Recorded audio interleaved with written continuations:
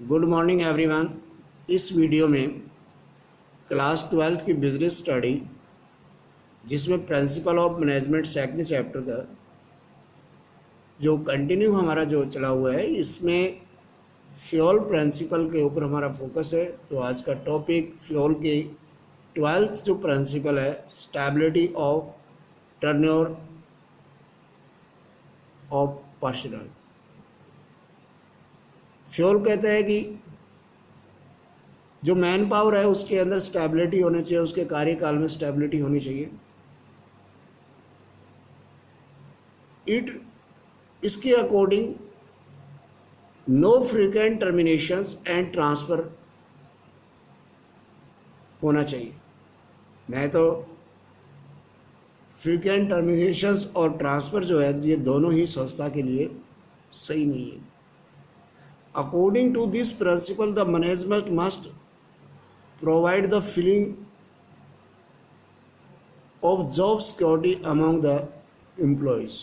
इस प्रिंसिपल के according management को एम्प्लॉयज़ के अंदर जॉब सिक्योरिटी है वो जनरेट करनी चाहिए, की भावना जागृत करनी चाहिए, क्योंकि with the feeling of insecurity for the job, अगर ये अनसिक्योरिटी ऑफ जॉब एम्प्लॉय के अंदर होगा तो employees can not be contribute their maximum. तो एम्प्लॉय अपना पूरा योगदान है वो नहीं दे पाएगा।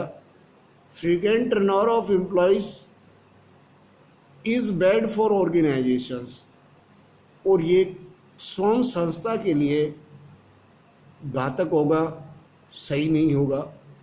और such decisions must be taken when they are almost unavoidable, और ये जो डिसीजंस है केवल उसी परिस्थिति में लेना चाहिए जब उसे अवॉइड नहीं किया जा सकता।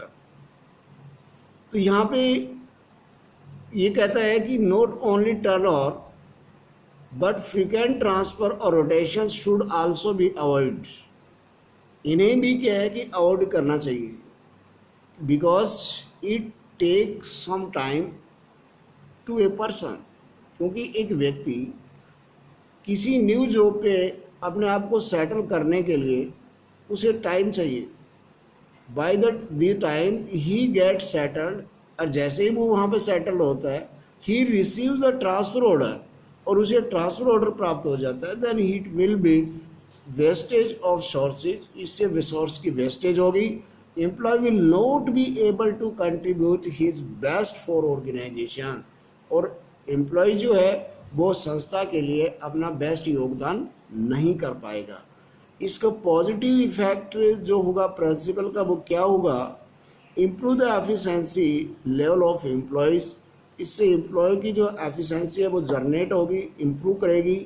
No wastage of time and resources, time और रिसोर्सेज का वेस्टेज नहीं होगा। इसके साथ साथ इसमें consequences of violations of this principle वो भी मतलब कि देखने को मिलेगा। तो उसका क्या होगा, रिजल्ट क्या होगा, एक तो wastage of sources in the learning the new job वो देखने को मिलेगी।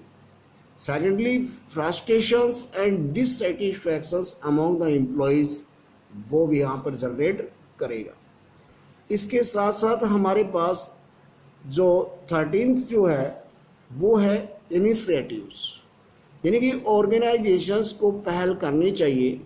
वो क्या पहल करनी चाहिए, ताकि it refers to take the first step of self motivations, कि एम्प्लॉयज़ को वो सेल्फ मोटिवेट कर सके। Fayol suggest that the employees in the organisations must be given the opportunity to take some initiative in the making and executing a plan.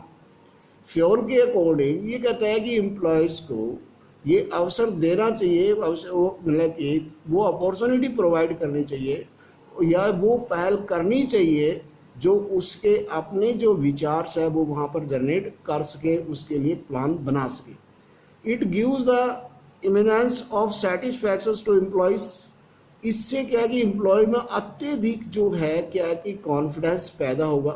So managers must welcome the suggestions तो इसलिए जो managers जो हो उसे क्या है कि उनका वेलकम करना चाहिए द आइडियाज़ ऑफ एम्प्लॉयज़ के जो आइडियाज़ है किसके लिए, योजनाएं बनाने के लिए, यानी कि before framing the plan. The initiative does not means the disobedience. इसका मतलब ये नहीं है कि वो उसका अनदेखी कर रहा है, उल्लंघन कर रहा है। Once the decisions is to be taken by management, अगर मैनेजमेंट एक बार डिसीजन ले देती है, then every employee must have be follow, तो उस अवस्था में सभी एम्प्लॉयज़ को उसका क्या है कि पालन करना चाहिए, वेदर अकॉर्डिंग टू एम्प्लॉयज़, चाहे वो एम्प्लॉयज़ के अकॉर्डिंग हो और या न हो। इसका पॉजिटिव जो यहाँ पे देखने को मिलेगा, रिजल्ट जो आएगा, एक तो develops the feeling of belongingness of in employees, employee में आपसी भावना है वो बढ़ेगी, जनरेट होगी। Employees achieve the target on time, employee time के ऊपर अपने जो टारगेट है उसको अचीव कर रहे तो आसानी से कर पाएगा। If there are setup of with their consultations, अगर वो उसकी राय से अगर उसको सेटअप किया जाता है तो इसका वायलेशंस ऑफ दिस प्रिंसिपल है वो कॉन्सिक्वेंसेस क्या देखने को मिलेगा, एक employee not work to the best for their ability, तो वो अपनी पूरी क्षमता से वहाँ काम नहीं कर पाएगा। डीमोटिवेशन अमॉन्ग एम्प्लॉयज़ है वो देखने को पाएगा। इसके साथ साथ ही अगला जो 14 जो है इसका प्रिंसिपल ऑफ फ्यूल जो है वो यहाँ पर कहता है कि इसमें स्पिरिट डी कॉर्प्स, जिसका मतलब है कि दल भावना, उसमें सामूहिक, जो यहाँ पर देखिए गाइस यहाँ पे दिखाया गया है कि जो जितने भी एम्प्लॉयज़ है वो एक दूसरे से जुड़े हुए हैं, कनेक्टेड है, तो इट मीन्स उनमें आपसी क्या है कि ऑर्गेनाइज भावना है वो पानी चाहिए, एक सामूहिक दल की जो है जो भावना है वो उनमें जनरेट होनी चाहिए।